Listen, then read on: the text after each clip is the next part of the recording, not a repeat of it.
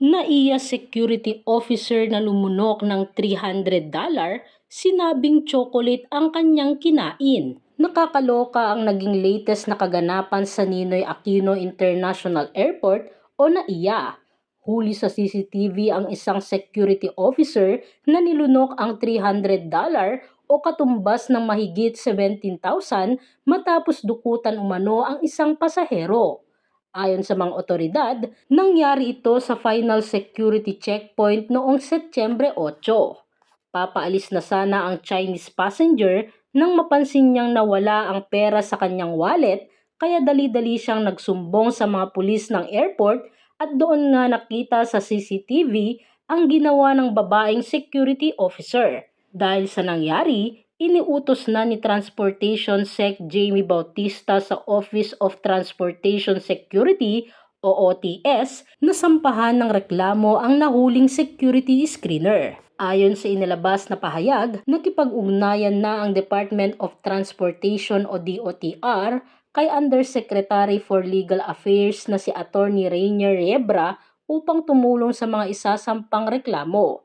Tiniyak din ng ahensya na hindi lang ang nahuli sa CCTV ang paparusahan, pati na rin ang mga sangkot sa insidente sa pagnanakaw.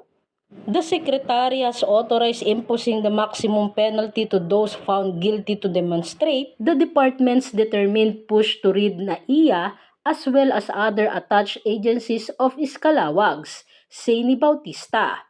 Inihayag ng tauhan ng Office of Transportation Security o OTS na nahuli kam di umano sa pagsubo sa nawawalang $300 ng isang pasahero sa NAIA na chocolate ang inilagay niya sa kanyang bibig at hindi ang naturang pera. Sa ulat sa 24 oras, sinabing nagsumite ng supplemental affidavit ang naturang tauhan para igiit na hindi niya ninakaw at isinubo ang nawawalang pera ng pasahero. Hindi naman kumbinsido sa sinabi niya ang fact-finding team ng Office for Transportation Security. Ani ni OTS Administrator Undersecretary Mau Aplasca, hindi normal ang pagkain nito ng chocolate. Anya, hirap na hirap at tinutulak pa niya ng tubig. Hindi mo kailangan ng tubig. Yun talaga ang paniniwala nila, na hindi yun chocolate. Saad ni Aplasca. Narito naman ang ilang komento ng mga netizens.